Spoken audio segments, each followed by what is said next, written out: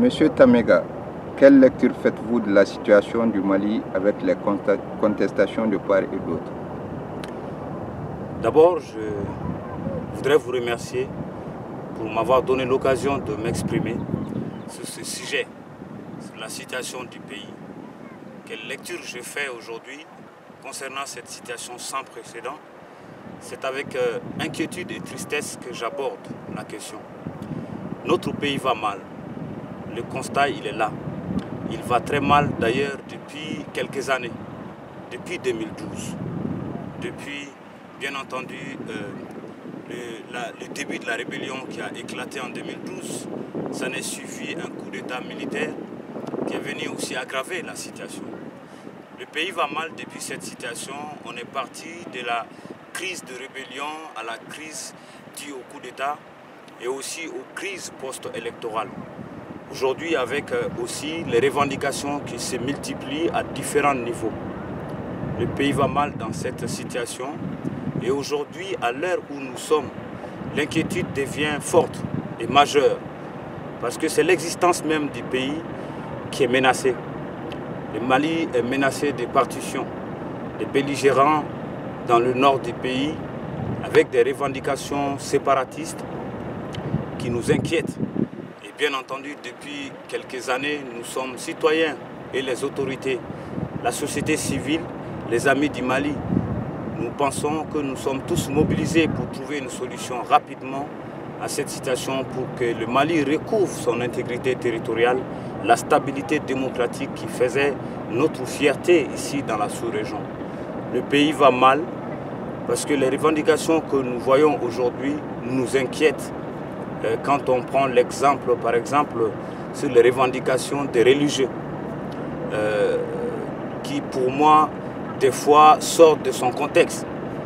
Je pense que sur d'autres tribunes, j'ai eu l'occasion de m'exprimer là-dessus.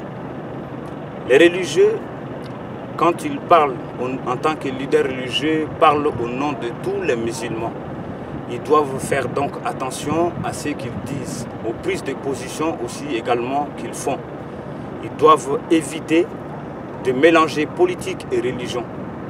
La religion, si j'ai bien compris, les leaders religieux ont pour mission de renforcer la foi de nos concitoyens, d'amener les hommes et les femmes vers Dieu, et non, bien entendu, de dresser les citoyens contre tel ou tel homme politique ou pour tel ou tel homme politique. Ça, c'est le champ politique.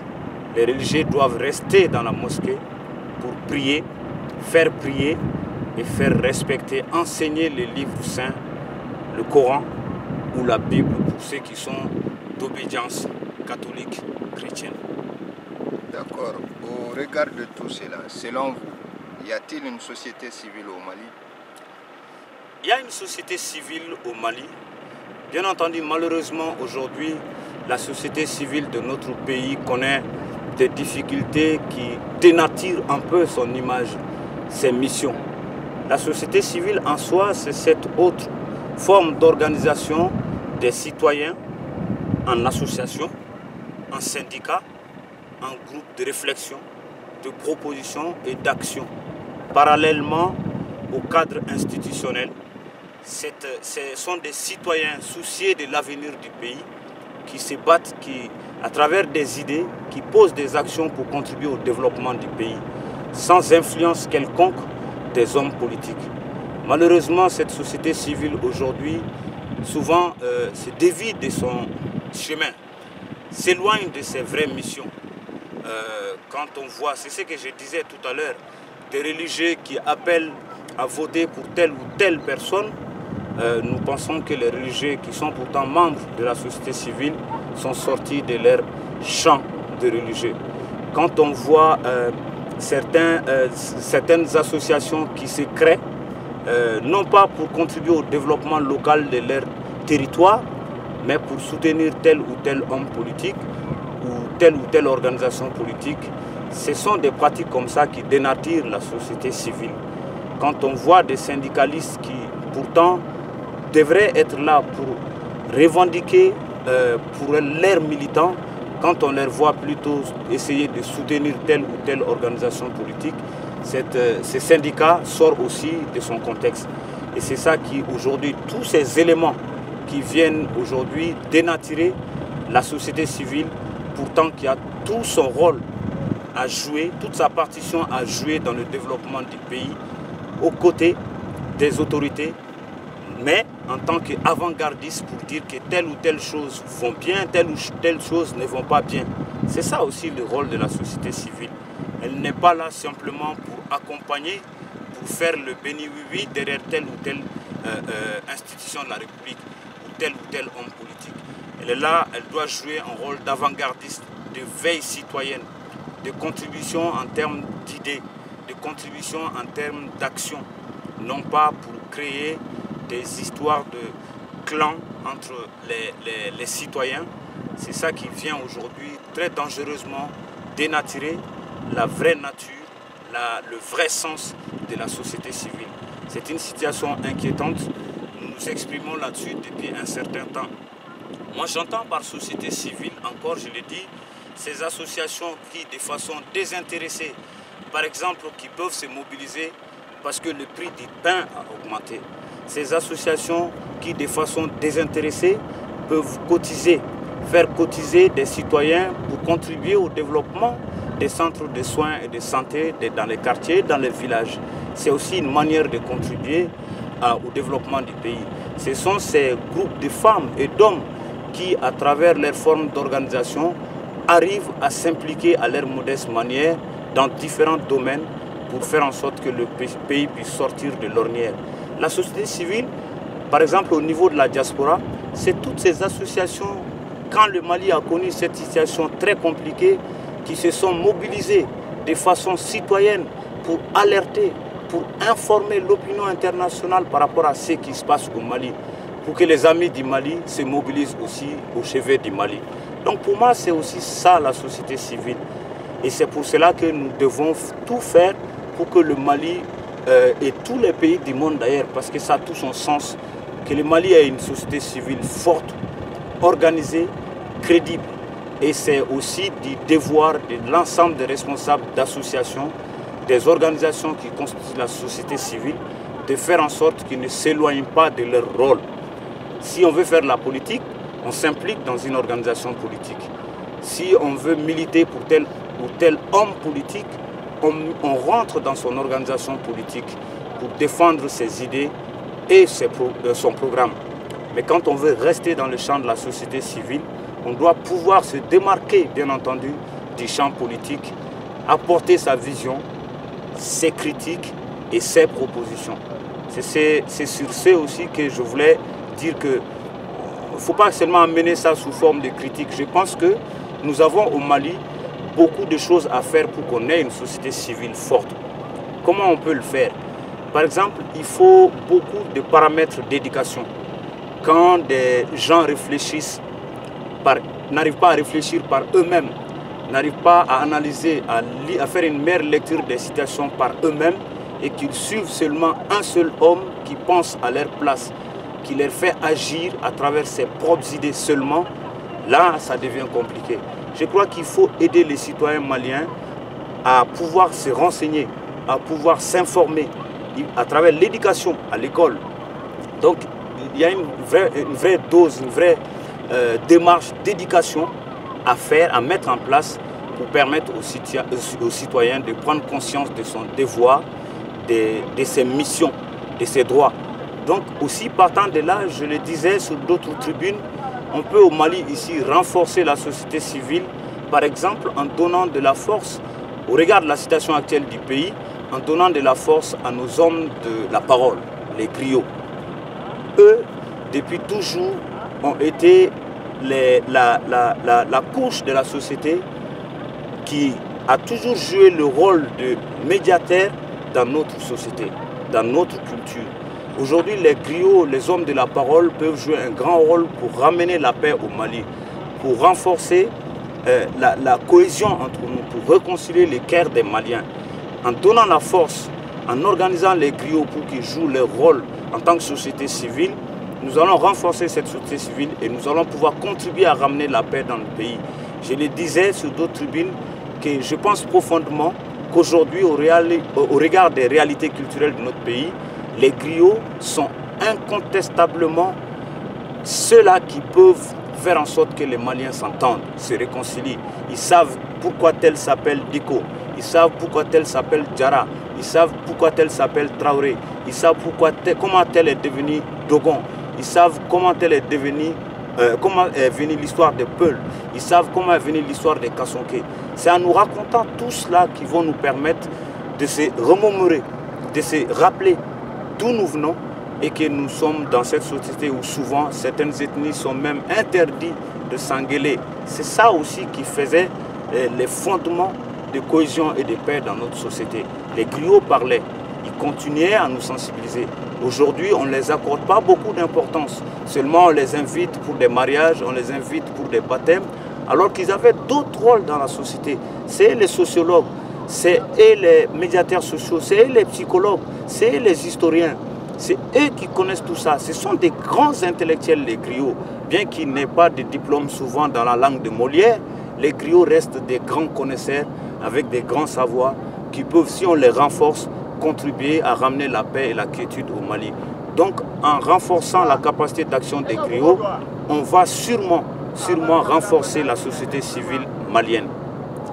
C'est aussi dans le même sens que je voudrais dire qu'il va falloir que les religieux se ressaisissent.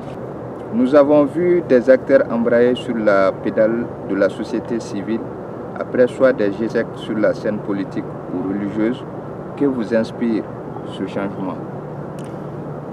C'est des situations de versatilité souvent inquiétantes ou de manipulation même souvent inquiétantes.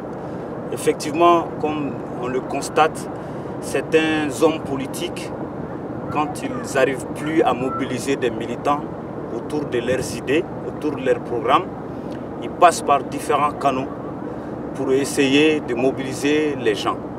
Ils se servent des religieux, ils se servent des associations syndicales qui ont d'autres missions, ils se servent souvent même des activistes qui ont d'autres missions et devoirs au sein de la société civile. Et c'est ça qui est souvent grave. On voit bien entendu aujourd'hui au Mali la manifestation de ces comportements à travers certaines marches, quand on voit des leaders religieux qui demandent le départ de tel ou tel. Je ne rentrerai pas dans des polémiques parce que ce n'est pas mon intention de polémiquer sur certains sujets, mais c'est de mon devoir en tant que citoyen d'alerter, en tant que citoyen engagé d'alerter, de donner mon point de vue. Je trouve que ce n'est pas du ressort des religieux de demander, par exemple, il faut le dire avec courage, de demander la démission d'un Premier ministre. Je ne suis pas là à prendre parti pour tel ou tel, mais soyons honnêtes avec nous-mêmes, le rôle du leader religieux, ce n'est pas cela. Parce que je le dis encore, quand un leader religieux parle, il parle au nom de tous les musulmans. Certains musulmans peuvent ne pas être d'accord avec lui. Certains musulmans peuvent avoir d'autres avis sur ce qu'il dit.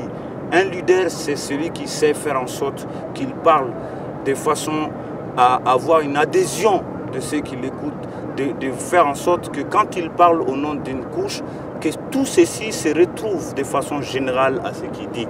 Donc c'est dangereux de la part d'un leader religieux de s'impliquer de la politique à tel qu'il demande la démission, bien entendu, d'un Premier ministre. Je ne suis pas là, je le dis, je le précise, à dire comme si je défendais tel ou tel homme politique. On se connaît très bien dans ce pays. Donc à ce stade, vous estimez que les exigences de Diko, du shérif de Nioro, sont politiques?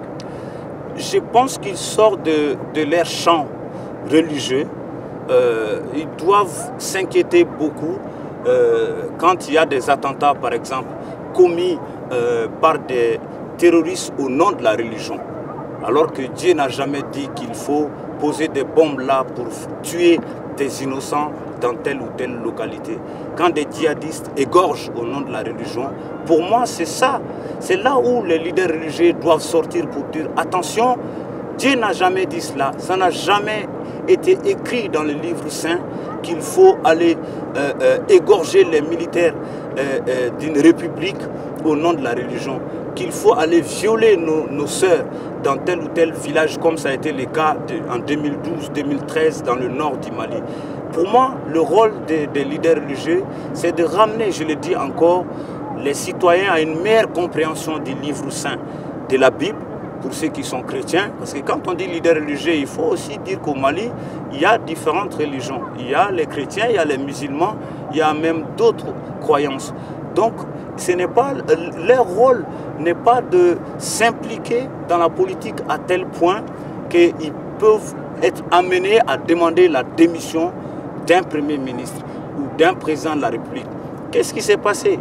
Nous avons tous vu ici, les mêmes religieux ont appelé à voter publiquement, ici dans ce même pays, pour l'actuel président de la République. Certains leaders religieux ont appelé à voter pour l'actuel président de la République. Est-ce que ce ne sont pas les mêmes leaders religieux qui sont dans la dynamique aujourd'hui de contestation contre le même président de la République? Je ne fais pas de parti pris, je fais un constat, je fais une lecture de citoyens. Parce qu'il faut avoir le courage de se dire certaines choses dans ce pays-là. Donc, tantôt, on appelle à voter pour tel ou tel homme politique. Tantôt, on appelle les citoyens limite à destituer le même homme politique. Donc, je pense qu'on est sorti de la mosquée, on est sorti du champ religieux. Dans ce cas, il va falloir peut-être que certains créent des partis islamiques ou partis religieux. Mais en tout cas, quand on veut être un leader religieux crédible, neutre, vraiment, on doit se garder de tenir certains discours, de prendre une certaine forme de position au risque de se décrédibiliser. Parce que nous avons des leaders religieux que vous venez de citer, qui sont énormément respectés par nos concitoyens, qui sont énormément suivis par nos leaders, par nos concitoyens. Mais en faisant certaines prises de position comme là, ils arrivent à se mettre dos à dos avec les fidèles. Ils arrivent à créer de l'incompréhension avec ceux-là même qui les admirent parce qu'ils prêchent la parole de Dieu, qui les admirent parce qu'ils nous enseignent le contenu du livre saint.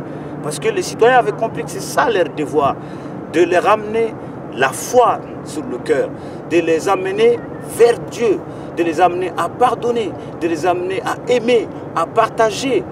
C'est ça le rôle d'un leader religieux. Donc un leader religieux, je ne crois pas que son rôle, ça soit vraiment, je l'ai dit sans me paraphraser, à militer contre tel ou tel homme politique ou à militer pour tel ou tel homme politique. C'est vraiment dangereux de mélanger politique et religion, je l'ai dit sur d'autres tribunes. Je le redis encore, je ne suis pas là en train de dire que je suis contre tel ou tel leader religieux. J'ai beaucoup de respect pour nos aînés. Je suis aussi fils de musulmans. Moi-même qui vous parle, mon grand-père est imam dans le village de Oussibidjania, le village natal de mon papa. Donc je suis aussi fils de musulmans. Je ne suis pas contre la religion musulmane. Je ne suis pas contre les religieux. Mais je suis souvent contre certaines prises de position parce que je pense que ces prises de position n'ont rien à voir avec la mission qui leur est assignée, la mission de nous expliquer le Coran, la mission d'amener les hommes et les femmes vers Dieu. D'accord. On sent qu'au Mali, quasiment tout est bloqué. On a vu un vent souffler en Algérie, au Soudan. Pour que le chaos ne soit au Mali, quelle solution avez-vous? Je crois qu'on est arrivé à un stade où tous les Maliens doivent vite se ressaisir. Nous n'avons que le Mali. Depuis que la rébellion a éclaté, nous pensions que les amis, par exemple, du Mali qui étaient venus intervenir ici militairement étaient venus pour amener la stabilité démocratique, pour aider le Mali à recouvrer son intégrité territoriale menacée. Mais depuis cette situation, nous avons l'impression que les forces étrangères qui sont venues s'interposent entre deux belligérants. Alors que ce n'était pas le cas. La situation était très claire, le Mali était agressé. Le Mali est toujours agressé par des forces obscures, par des forces étrangères. L'ONU, à travers l'aménagement, les pays qui ont intervenu au Mali sont tous venus nous accompagner dans ce sens-là. Mais on a l'impression que depuis cette intervention militaire, depuis la présence des forces internationales, que c'est là où les morts se multiplient, que c'est là où la déstabilisation du Mali s'accentue. Et il y a une incompréhension majeure. Je pense que c'est là où je disais qu'il va falloir que les Maliens se ressaisissent, qu'on fasse une meilleure lecture. Notre patrie est menacée de division, de partition, et on nous distrait souvent par des faux problèmes. Regardez une situation très claire. La situation, elle était beaucoup plus au nord du Mali à travers la rébellion. C'est là où on était concentré. Aujourd'hui, on a amené une situation dans le centre du pays incompréhensible. Limite, on a l'impression que la nouvelle stratégie des ennemis extérieurs et intérieurs du Mali, parce qu'il y a des ennemis extérieurs, mais il y a aussi leurs complices à l'intérieur. On a l'impression que leur nouvelle stratégie, c'est de mettre le feu dans le centre pour qu'on oublie définitivement le nord. C'est ce qui se passe aujourd'hui dans le centre. Qui pouvait imaginer dans ce pays que les Dogons et les Peuls pouvaient être amenés à de tels conflits ethniques entre eux? Qui pouvait imaginer cela? Et d'ailleurs, je demande aux concitoyens de faire extrêmement attention sur l'interprétation de cette situation dans le centre du pays. Parce que souvent, il est clair que ce sont certaines personnes, certains terroristes et mercenaires qui se déguisent en Peuls pour aller attaquer les Dogons. Certains mercenaires se déguisent en Dogons pour aller attaquer des Peuls. Parce que c'est clair, nos compatriotes vivent dans ces villages. Ils sont voisins. Qui a vu vraiment un Amadi aller attaquer un Ama dans un village Dogon? Qui a vu un Ama vraiment d'un village Dogon aller attaquer un Amadi dans un village Peul? On ne voit pas, mais on voit souvent dans les médias qui galvanisent, souvent des informations falsifiées. On dit les Peuls sont venus attaquer les Dogons là, les Dogons sont venus attaquer les Peuls là. Cherchons à savoir qui est qui vraiment. Parce qu'il y a beaucoup de choses qui se disent là-dessus. Ils veulent déstabiliser ce pays par différents moyens. Quand on voit un Donso habillé en tenue militaire, avec des lance-roquettes, avec des mitraillettes, j'ai comme l'impression que ce n'est pas pour tuer un animal dans la forêt. Parce qu'avec une lance-roquette, je ne sais pas si on va se retrouver vraiment finalement avec de la viande pour manger. Quand on tue les animaux avec une lance-roquette. Donc ce n'est pour moi pas un Donso. C'est quelqu'un un terroriste qui se déguise en Donso parce que les armes qu'il possède sont loin de ressembler aux armes classiques et traditionnelles des Donso. Donc faisons très attention. Comme on a vu le cas dans certains pays. Faisons très attention. Comme on a vu le cas dans certains pays. L'exemple, c'est la Côte d'Ivoire. Au moment de la crise en Côte d'Ivoire, on a vu que certains étaient déguisés en Donso dans le sud du pays pour venir attaquer. Et c'est la même situation qu'on voit à peu près au Mali aujourd'hui. On voit Donso, on voit certains, c'est des vrais Donso. Mais ceux qui tuent la nuit, ceux qui tuent de façon clandestine et qui mettent tout ça sur le dos des Donso, je crois que c'est là où on doit faire très attention. Ce sont des personnes qui sont venues pour créer des situations de confusion, pour dresser les Maliens les uns contre les autres, dresser le Peul contre le Dogon, dresser le Dogon contre le Peul, et ternir l'image du chasseur, du Dosso dans notre société. Ils veulent détruire les socles, les traditions fortes que nous avions dans le temps, que nous avons toujours, qui pouvaient constituer à consolider la cohésion sociale chez nous. Un Peul, un Dogon, jamais il y avait de tels conflits entre eux. La preuve, beaucoup de Dogons parlent Peul, beaucoup de Peuls parlent Dogon. Ça a toujours existé comme ça dans notre pays. Pourquoi aujourd'hui, brusquement, du jour au lendemain, on nous crée des conflits ethniques? C'est pour nous distraire, c'est pour amener la situation de confusion, c'est pour nous dresser les uns contre les autres. Refusons de tomber dans le piège, souvent le piège de la récréation sociale. Refusons qu'on nous fasse oublier le Nord. Aujourd'hui, c'est clair et net que certains sont venus soutenir d'autres Maliens contre d'autres Maliens pour favoriser la partition. Nous n'allons pas dormir, nous n'allons pas tomber dans les pièges. Nous sommes debout, nous resterons debout. Ils ne vont pas réussir à créer des situations conflictuelles dans le centre pour nous faire oublier le Nord. Donc quel serait votre dernier mot? Mon dernier mot, c'est d'inviter les Maliens et les Maliennes à la retenue. C'est d'inviter les Maliens et les Maliennes à œuvrer vers la paix, à tout faire pour aider tous ceux qui sont souciés de l'avenir de ces pays, à nous accompagner pour recouvrer l'intégrité territoriale. Parce qu'au moment où on se bat dans le sud, au moment où on nous distrait avec des crises inutiles, c'est au même moment que les séparatistes, les indépendantistes, soutenus par souvent des forces obscures, fêtent leur soi-disant indépendance d'un territoire imaginaire qu'ils appellent Azawad. C'est le même moment. Pendant que ça marche à Bamako, ils fêtent leur indépendance de l'autre côté. Même si c'est imaginaire, c'est symbolique. Au même moment que nous sommes distraits à Bamako, on brûle le drapeau de la patrie dans le nord du pays. C'est insultant, c'est grave. Donc je demande vraiment aux uns et aux autres à la retenue. Je demande aux uns et aux autres de tout faire pour œuvrer à leur niveau, pour faire en sorte que les enseignants soient mis dans de meilleures conditions, pour faire en sorte que les magistrats soient mis dans de meilleures conditions, pour faire en sorte que les Maliens puissent gagner un peu pour assurer les droits quotidiens, pour faire en sorte que partout dans le pays, que les Maliens sortent de cette situation conflictuelle, que la situation, le quotidien de nos compatriotes s'améliore. Et ce n'est pas seulement la mission de ceux qui sont au pouvoir ou de l'opposition, c'est la mission de tous les Maliens qui sont souciés de l'avenir de ce pays. Moi, mon dernier mot, toujours comme toujours, c'est vraiment de dire quelque chose dans le sens de la paix, dans le sens de la retenue, parce qu'il ne nous reste que le Mali. La patrie est menacée de divisions, de partitions, et c'est nous seuls qui pouvons l'empêcher.